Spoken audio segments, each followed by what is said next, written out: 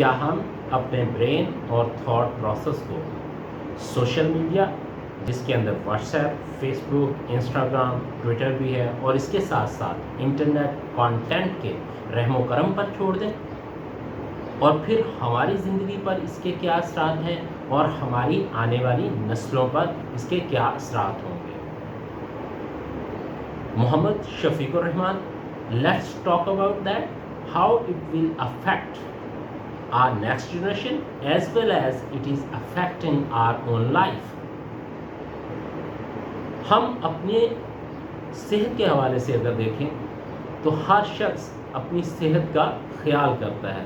वो इस चीज़ का ज़रूर सोचता है कि वो जो कुछ खा रहा है वो उसकी बॉडी का पार्ट बन रहा है, और उसके अंदर खा वो फ्रूट एंड वेजिटेबल्स ले रहा है, खा वो कार्बोहाइड्रेट्स, फैट्स ले रहा है, या फिर ड्राई फ्रूट्स।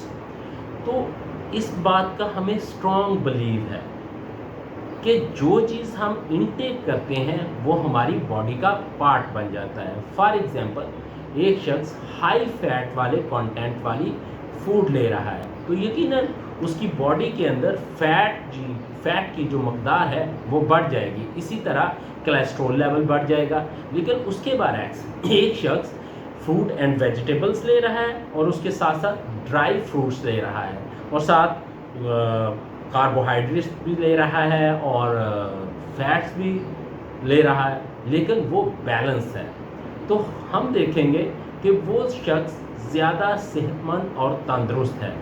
इसके साथ अगर वो अज़ाफ़ी तौर पे एक्सरसाइज भी कर रहा है तो यकीनन ये जो तमाम न्यूट्रिएंट्स ले रहा है वो उसका एक बॉडी को स्ट्रक्चर देगी और उसके इंटरनल ऑर्गन्स को ज़्यादा सेहतमंद और तंदुरुस्त भी रखेगी। इसी तरह जब हम इस चीज़ पे बिलीव कर रहे हैं कि हमारी क्या नीयत है, इम्पॉर्टेंट ये है कि हम इनटेक क्या कर रहे हैं, इसका हमारे जिस्म पर असर होता है। तो मेरा एक सवाल ये है कि हम जो चीज़ देख रहे हैं और जो चीज़ सुन रहे हैं तो क्या उसका हमारे एक्शंस पे, हमारी थॉट्स पे, हमारी सोच पे असर नहीं होता? यकीनन होता है। अगर इन तमाम चीज़ों का हमारी ज़िंदगी पर, हमारी सोच पर और हमारे एक्शंस पर असर होता है तो हमें ज़रूर देखना होगा, क्योंकि ये सवाल है हमारे अपने मुस्तकबिल का, इसके साथ साथ हमारे बच्चों का या नेक्स्ट जनरेशन का।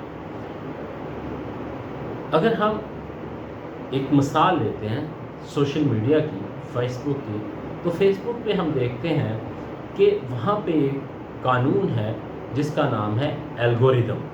एल्गोरिदम है क्या? एल्गोरिदम के अंदर असल में होता ये है कि हम जिस कंटेंट को बार बार देख रहे हैं या तसलसल के साथ देख रहे हैं तो फिर उस कंटेंट को वो हमारे इंटरफेस पे ज़्यादा दिखाना शुरू कर देता है। मिसाल के तौर पे मैं क्रिकेट मैचेस को ज़्यादा देखता हूँ। अगर मैं मुस्तकिल मिजाजी के साथ, कंसिस्टेंसी के साथ 1-2 दिन क्रिकेट मैचेस देखता रहता हूँ तो वो ये समझेगा कि ये शख्स क्रिकेट मैचेस को ज़्यादा लाइक करता है, तो वो उसी तरह का कंटेंट मेरे इंटरफेस पे दिखाएगा और फिर मैं ज़्यादा टाइम सोशल मीडिया पे गुजारूंगा। इसी तरह कुछ लोग ऐसे होते हैं जो ब्यूटी टिप्स को ज़्यादा देखते हैं, जैसे हमारी फैमिलीज़ में, या कुकिंग को ज़्यादा देखते हैं, और इसके साथ साथ जिस तरह का भी आप कंटेंट देख रहे हैं तो फिर उसके हिसाब से वो आपके इंटरफेस पे उस तरह का कंटेंट दिखाना शुरू कर देता है। तो हमें इन चीज़ों को देखने के लिए क्या हर कंटेंट को हमें देखना चाहिए या हर कंटेंट को सुनना चाहिए? इसके लिए एक प्रोसेस है जिसको मैंने 3 स्टेप्स के अंदर डिवाइड किया है। पहला स्टेप है कि उस कंटेंट को देखने के लिए मेरा ऑब्जेक्टिव क्या है, व्हाट इज़ द पर्पस। दूसरा कि व्हाट उसमें है क्या, कि मैंने सुनना क्या है, देखना क्या है।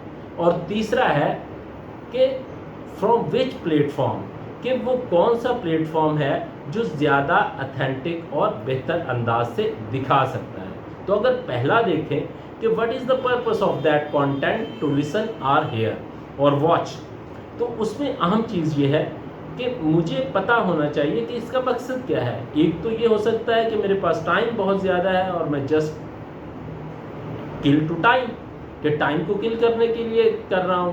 یا پھر یہ ہو سکتا ہے کہ میرا اس کا آبجیکٹو ہو کہ لرننگ کرنی ہے، اپنے نالج کو انکریز کرنا ہے یا کوئی اسکل سیکھنا ہے.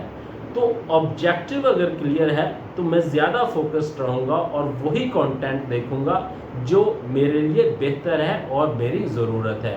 اور پھر الگوریدم جو ہے وہ زیادہ وہی کانٹینٹ دکھائے گا جو میں چاہ رہا ہوں. اسی اینڈ لسن کہ ہمیں وہاں پہ دیکھنا کیا ہے، سننا کیا ہے. سوشل میڈیا پہ تو بہت سارا کانٹینٹ ہے، انٹرنیٹ پہ بھی بہت کچھ اویلیبل ہے. تو اگر ہمارا پرپس کلیئر ہے کہ ہمارا آبجیکٹو کیا ہے، مقصد کیا ہے، تو پھر ہم اس کانٹینٹ پہ فوکس کریں گے اور ہمارا مقصد بھی پورا ہوگا. اس لیے دوسرا سٹیپ بہت اہم ہے. اور تیسرا یہ کہ ہمیں تمام وہ کانٹینٹ جو اویلیبل ہے اس کو ایک اتھینٹک پلیٹ فارم سے دیکھنا چاہیے. کیونکہ وجہ یہ ہے کہ ہر طرح کا ہر شخص کانٹینٹ ڈال رہا ہے. ضروری نہیں ہے کہ وہ کانٹینٹ اتھینٹک ہے یا نہیں ہے. تو اس حوالے سے یہ 3 سٹیپس کر کے ہم بہتر چیزیں کر سکتے ہیں جو کہ ہماری اپنی لائف کے لیے فروٹفل ہوں اور ہم ویلیو ایڈ کر سکیں. اب اس میں اہم چیز ہے کہ جو میچور بچہ ہے وہ تو شاید یہ ڈیسیژن کر سکے، لیکن ہماری جو ینگ جنریشن ہے، جو ہمارے بچے ہیں، انہیں کیا کرنا چاہیے؟ تو اس میں سب سے اہم کردار جو ہے پیرنٹس کا ہے.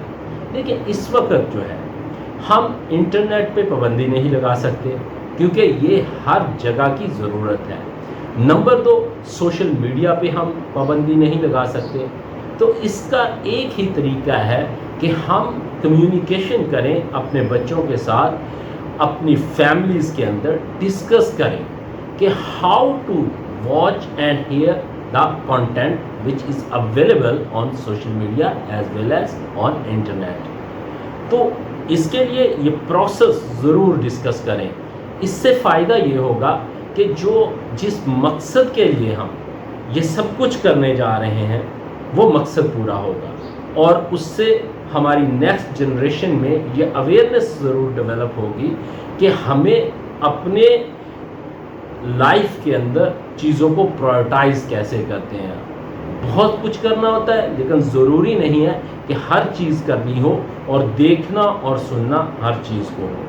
تو میرے خیال کے اندر یہاں پہ ہم ایز اے سوسائٹی مل جل کے چیزوں کو بہتر کرنا ہے، اور اس سے یقیناً ہماری سوسائٹی کے اندر ایک ویلیو ایڈیشن ہوگی، ہمارے لوگوں کی سمجھ بوجھ کی اور اس کے ساتھ ساتھ چیزوں کو انڈرسٹینڈ کرنے کی کیپیبلٹی ڈیولپ ہوگی، اور پھر چیزوں کو پرائورٹائز کرنے کا ایک میکانزم ڈیولپ ہوگا.